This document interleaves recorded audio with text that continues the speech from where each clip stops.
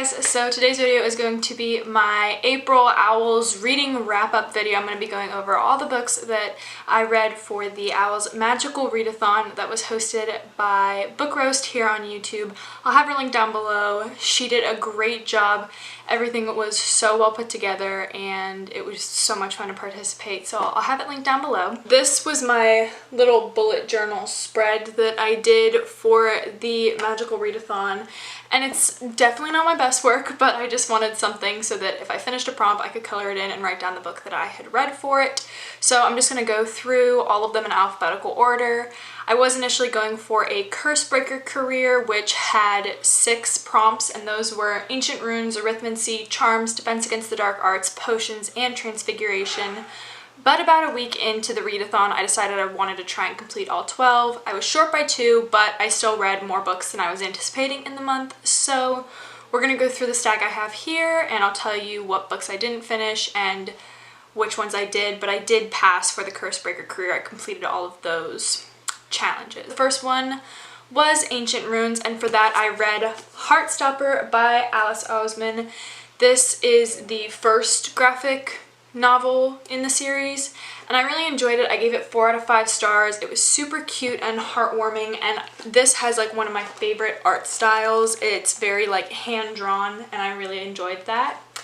My only issue with this book was whenever they were addressing issues or conflict within the book, I felt like the story kind of paused so that an additional character within the story could reprimand the person in the wrong. And I felt like it kind of took away from the story, that pause that we experienced, as opposed to it being more obviously wrong and inappropriate and you kind of noticing and picking up on it yourself. I don't know if that makes any sense, but that was the only thing. I read another graphic novel that I'm going to talk about in like 2 seconds that I feel like didn't have that, but you were still able to tell that there were issues and conflict going on in the book. I still really enjoyed it, and I will be continuing on with Heartstopper. I think there are 2 or 3 more volumes out already, so I will be picking those up hopefully soon. The next prompt was Arithmancy, and for that I read Ghosted by Rosie Walsh. This is like a contemporary romance mystery. It's like a mystery in the loosest sense of terms.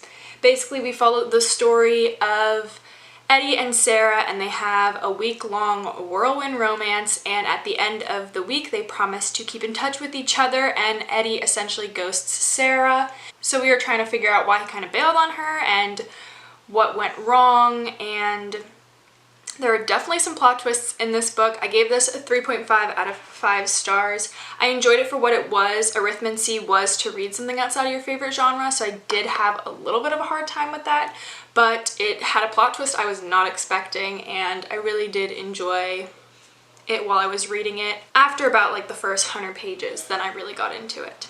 The next prompt was Astronomy, and I chose Lara Dean Keeps Breaking Up With Me. And again, I rated this 4 out of 5 stars. I feel like this was a little bit better done than Heartstopper, like I said, in the sense of that conflict and you seeing it and interpreting it instead of them pausing the story and addressing it. I felt like this was more smoothly done. I really, really enjoyed this story. I do believe this was like a standalone graphic novel. I don't think there's another one, but it tackles a lot of really tense topics, especially with a toxic relationship, and I think it was done really well and beautifully. The next prompt was Care of Magical Creatures, and I did not pass this exam. I had chosen Crooked Kingdom by Leigh Bardugo, and I never got around to it, unfortunately. Hopefully I can tack this on to another TBR. This is the second book in the Six of Crows duology, and I definitely felt that Haggard was disappointed in me in my soul.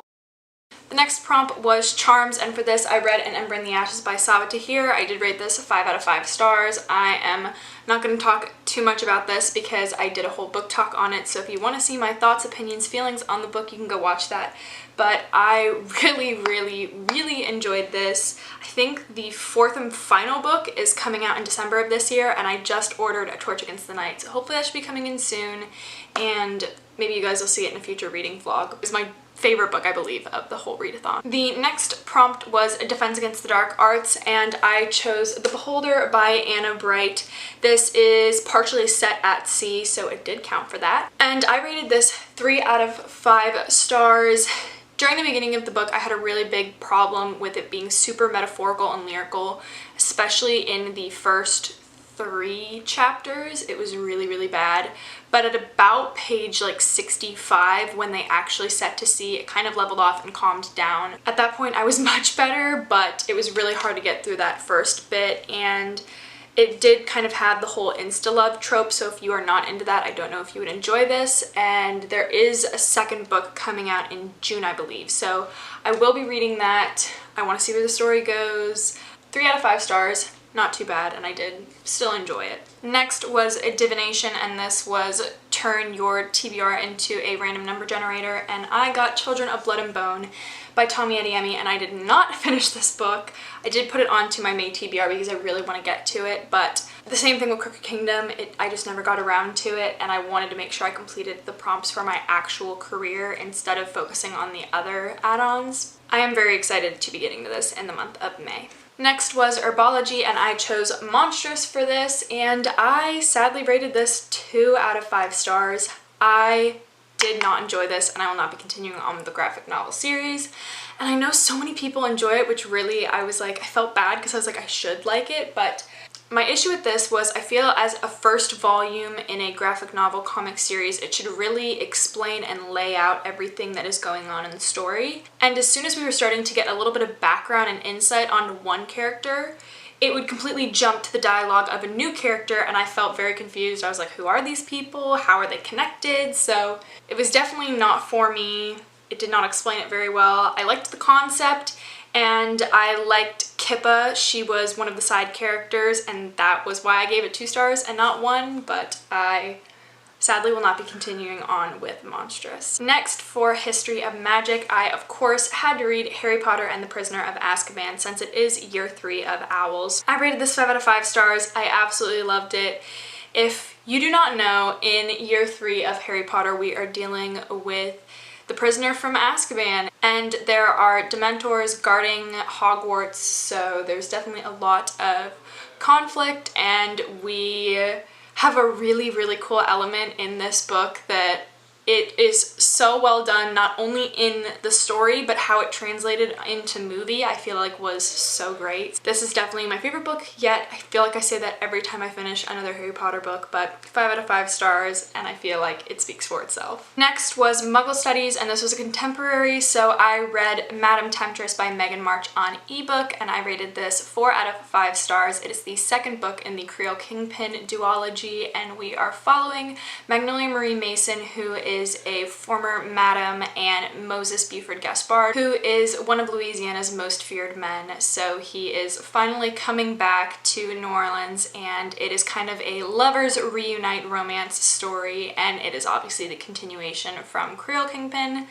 And I really enjoyed it. I feel like it was equal to Creole Kingpin. I liked the story as a whole. It is a companion series to Ruthless King, which was the first trilogy in the Anti-Heroes collection by Megan March, and I did not enjoy the characters as much as I did in Ruthless King, but I still enjoyed seeing Lachlan and Kira again in this series. Then for potions, I chose Offense Volume 1, and I rated this 3 out of 5 stars. My one problem with this was I felt like the writing was a little corny and it was a little dramatic for me, but I really enjoyed the story, and I definitely want to see who makes the fencing team in the next volume, so I will be continuing on. I'm not going to be rushing out to pick up Volume 2, but I definitely want to see where it goes. And the final class was Transfiguration, so I picked up A Curse So Dark and Lonely by Bridget Kemmerer, and I really, really enjoyed this story. I rated it 4 out of 5 stars, and it is a dark retelling of Beauty and the Beast, and for a retelling, I felt like it was very original.